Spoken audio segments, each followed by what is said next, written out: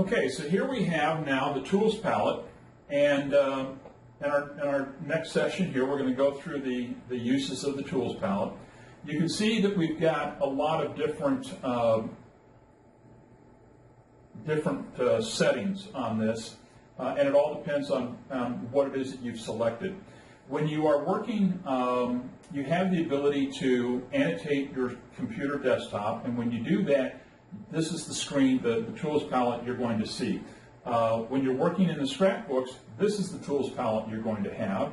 If you're running a PowerPoint show from within Scrapbook, you're looking at this one right here. Now the other thing you have is submenus. Anywhere that we have a small triangle in a menu, you have an option, and we're going to be going through all of those. So that, for instance, down here you've got the option under your the recorder to also have a camera. There's also a new page as well, and we'll go through that in just a minute.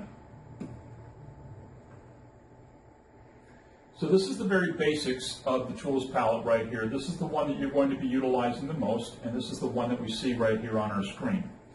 So on it we have a marker, we have a text tool and the shapes underneath the same one. We've got an on-screen keyboard, we've got erasing, we've got our pointer, we've got camera and recording on this one. We can zoom and we can also highlight.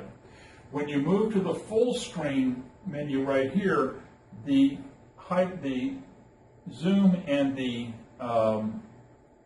keyboard changes to navigation buttons, because when you have the full screen, if you turn off your menu, then you need to have the ability to move back and forth.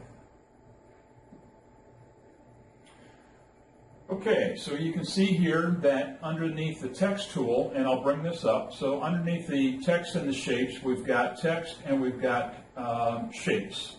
So when you select one, that becomes the primary one that you have available. If you want to select the other one, you need to click on it and slide over to that one so that that one becomes available.